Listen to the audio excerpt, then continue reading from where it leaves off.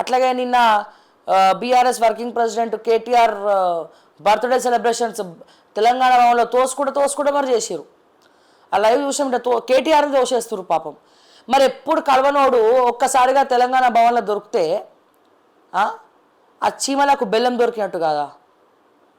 రెగ్యులర్గా కార్యకర్తలు కలిస్తే అపాయింట్మెంట్లు ఇస్తే మంచిగా ఉంటుంది.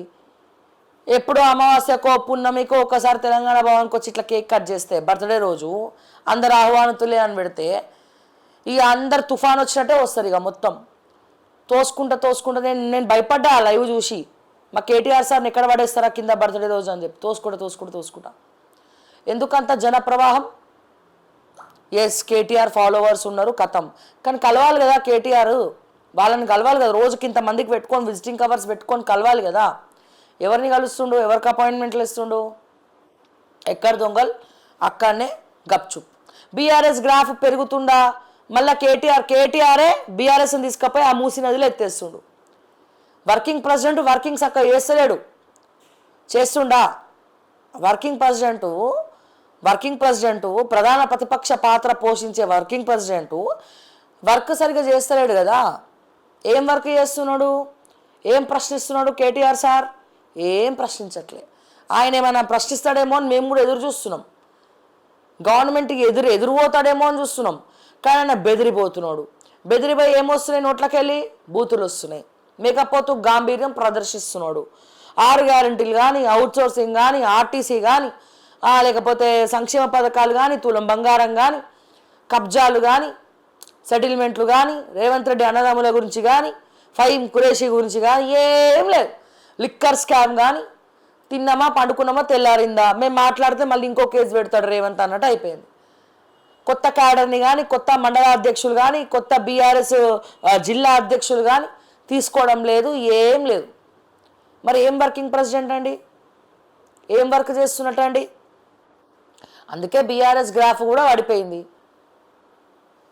మొదటిదాకా మంచిగా ఉండే, మళ్ళా బీఆర్ఎస్ని తిట్టుకోవడం స్టార్ట్ చేశారు. ఇంకా వీళ్ళు మారారా బై, మళ్ళీ తప్పు చేసింది ఎవరంటారు? వీళ్ళు పబ్లికే తప్పు చేసిరట, వీళ్ళ కోట్లు వేయకుండా. వీళ్ళు మంచిగా శుద్ధపూసలు అంట. వీళ్ళు ఫీనిక్స్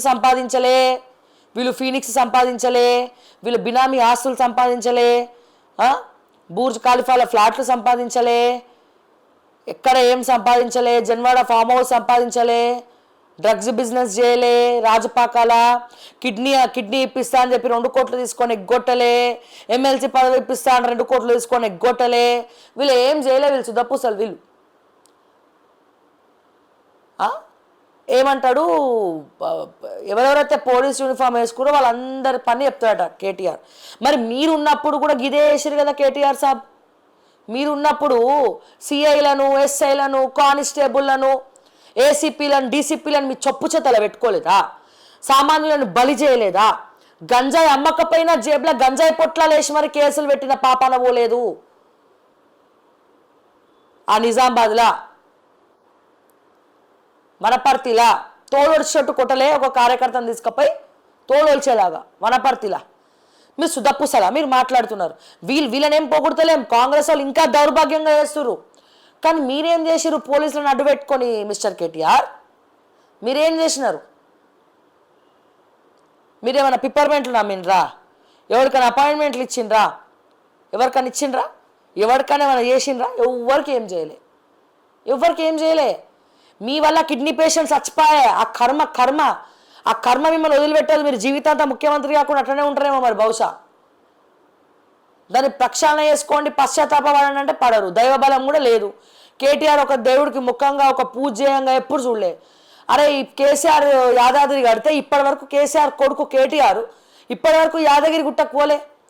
వాళ్ళ కొడుకు హిమాంశు పోయిండు కానీ కేటీఆర్ పోలే. అంత ఏం అనిపించదు కదా మీరు పూజలు చేస్తున్నట్టు. ఇక నీకు దైవబలం ఎడికెళ్ళి వచ్చింది?